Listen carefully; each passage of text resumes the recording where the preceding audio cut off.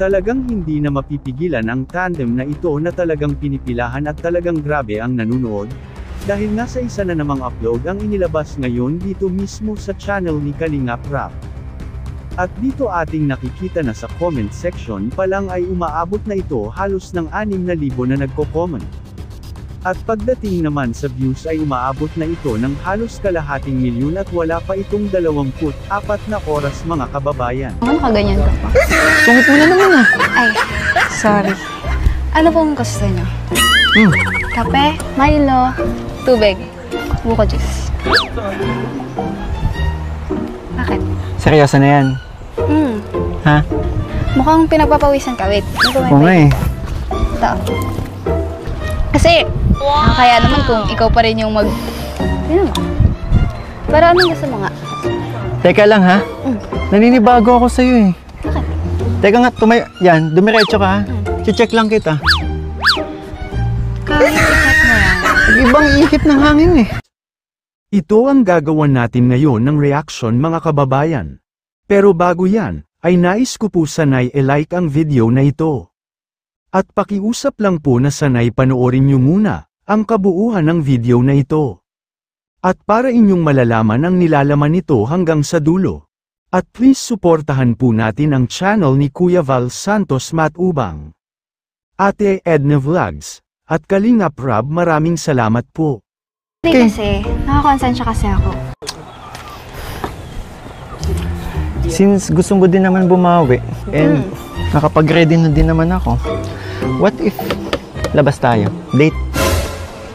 Huh? Date? Yeah. Uy, saan ka pupunta? Babawi! Sige, kapag ganyan ka sa akin, mababash ka. Uy, oh, tingnan nyo, oh. No. Halika, samahan mo ako. Tulungan nyo ako, ha? Krista. Oo. Kasama ko ang mga supporters. Ano? Pag di ka sumama sa akin, sige ka. Alam mo, yung Mababash ka. Sige ka, mababash ka. Eh, paano yung hinihingi? Mababash ka. Oh. Okay lang. Gusto naman. Sige na. Tsaka ang dami kong ginagawa, no? Ngayon lang naman eh. Pagbigyan mo na ako. Ang dami naman kasi diyang iba. Bakit ako pa? Ang inaya mo. Eh, ikaw nga kasi yung gusto ko. Oh, yun na naman yung tingin mo yan. Naiintindihan naman nila ako eh kasi marami naman akong ginagawa. Mga basher nga. Di ba nakaka-stress yun? Kaya nga eh kasi... Ay! Eh bakit kasi nandyan ka? Wala. Tingnan mo, nabasa ka tuloy. Sayang naman. Hinahayap. Pero okay lang. Pero...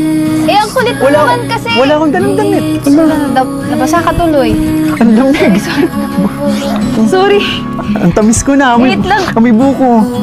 Lumakas muna tayo. Talagang hindi na mapipigilan ang tandem na ito na talagang pinipilahan at talagang grabe ang nanunood, dahil nga sa isa na namang upload ang inilabas ngayon dito mismo sa channel ni Kalingap Rab. At dito ating nakikita na sa comment section pa lang ay umaabot na ito halos ng 6,000 na nagko-comment. At pagdating naman sa views ay umaabot na ito ng halos kalahating milyon at wala pa itong 24 na oras mga kababayan. Grabe na po ang tandem na ni Chris at dito napatunayan talaga ng mga fans na sila po talaga ay may kakaibang pinapakitang chemistry. Bakit ko ba ito nasabi? Simple lang mga kababayan. Dahil nga sa episode 8 pa lamang ay ating mapapansin at ating napag-alaman, na marami na po ang sumusubaybay at sumusuporta dito sa tandem na ito, lalo na ang mga batihing sponsors, na kung ating papansinin mga kaibigan ay ang dami pong mga regalo at mga ipinaabot na pera dito sa tambalang Mikoy at Chris. Mga kababayan, 3 punto na naman po ang ating sasabihin at bakit ito ay nangyayari, na namang ang daming na-excite, ka-support. Sorry. Eh, paano nandito ka kasi kanina?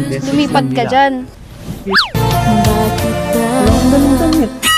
Ay, may damit ako dyan. Papahiramin na lang kita. Wow! Ano naman yan?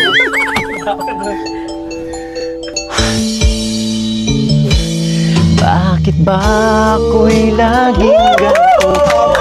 Kung di mo pinapansin. Ito. Sige, pumpayag na ako. Talaga? Total. Suotin mo na yan. Ikaw talaga? Siyempre. Kailangan kantahan pa eh, bago pumayag. Sige, suotin mo na yan. Sana all. Ano ba? Bilisan mo.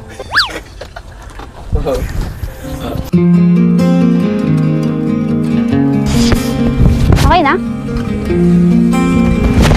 Ay!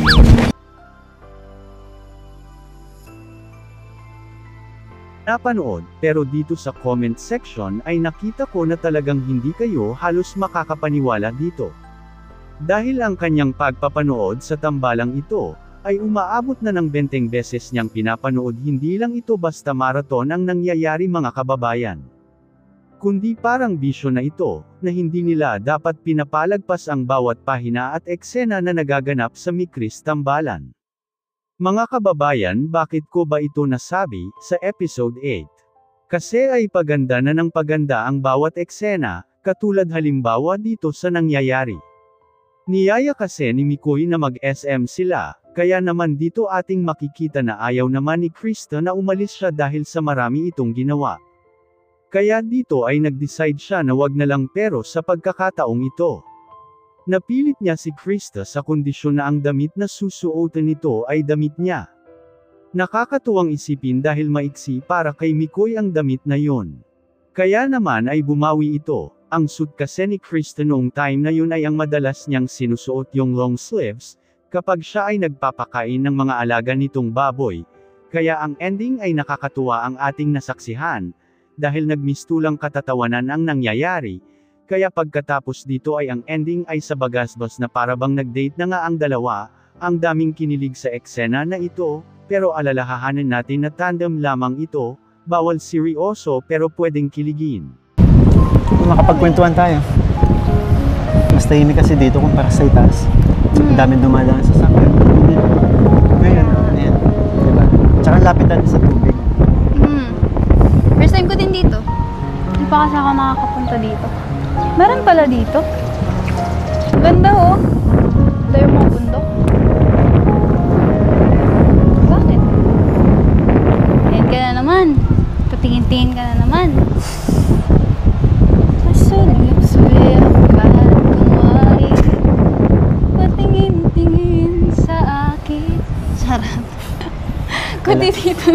Alam mo, Krista? Sana tumagal pa tong tandem natin, alam mo yan? Alam mo yung pakiramdam ko. Every time na nagbablog tayo, lagi akong excited. Marandom mo. Wala eh. Alam mo yung pakiramdam na ang saya-saya ko every time na may ganito tayo. Kayo mga kababayan, sana ay magbigay kayo ng inyong komento, reaction at suhestyon, para ating malaman ang inyong damdamin at saloobin at may parating sa Kalingap Team, at mabigyan ng aksyon ang ganitong sitwasyon.